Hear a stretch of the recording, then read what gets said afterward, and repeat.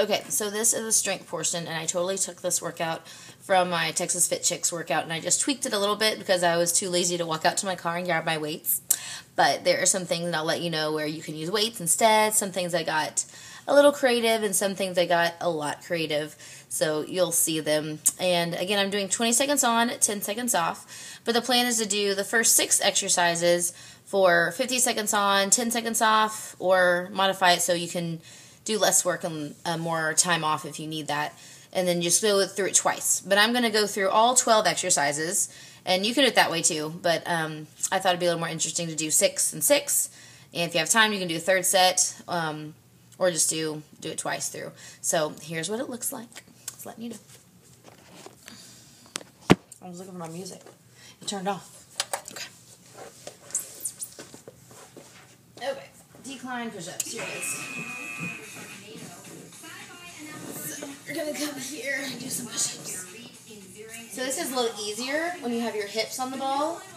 The farther it is, the harder it is. You can even add a roll in if you want to make it more challenging.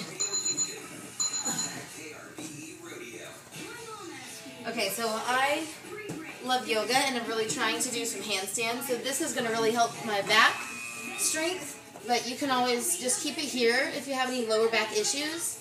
But if you want to make it more challenging, you bring it up as high as you can go. And it just works your triceps when you're pushing on those triceps.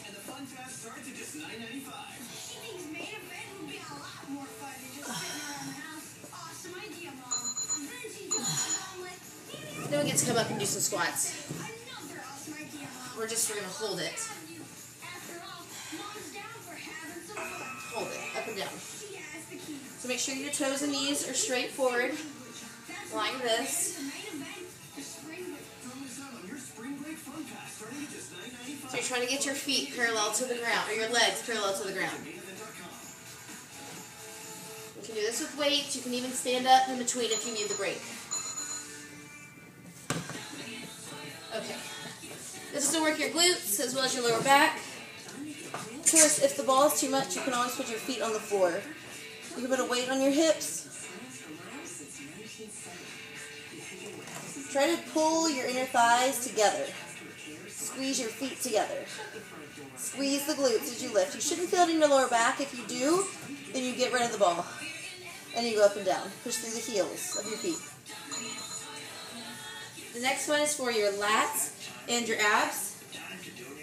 We're doing a rollout. So the easier version, you start straight up, you go out, you bring it in. This is easier. More challenging is you start in a plank, you end in a plank.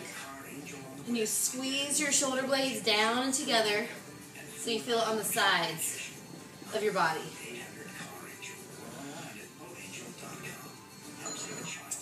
And then we're doing crunches.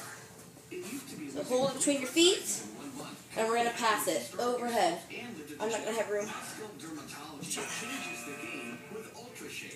Try to get your hips off the ground. Also get your shoulder blades off the ground. Belly button's pulled in tight to your spine. If that's hard, you bend your knees. That'll make it easier on your lower back. That's the first 6. So if you want to move on, this is the second 6 exercises. I'm going to start with ham curls. So the easiest version is you keep your hips on the ground, dig your heels in, roll it in and out. A little more challenging, you lift them up, and then go back down. The most challenging is you leave your hips up the whole time. Push your shoulders away from your ears. You got a nice shadow, you can't tell. My shoulders are down. That's the first one. This one I love. So the far closer to the floor your legs are, the harder it's going to be. So I'll show you the easier version. You hold it up here and you just twist back and forth. And you're going to feel it in your obliques. Your inner thighs are pulling up all together.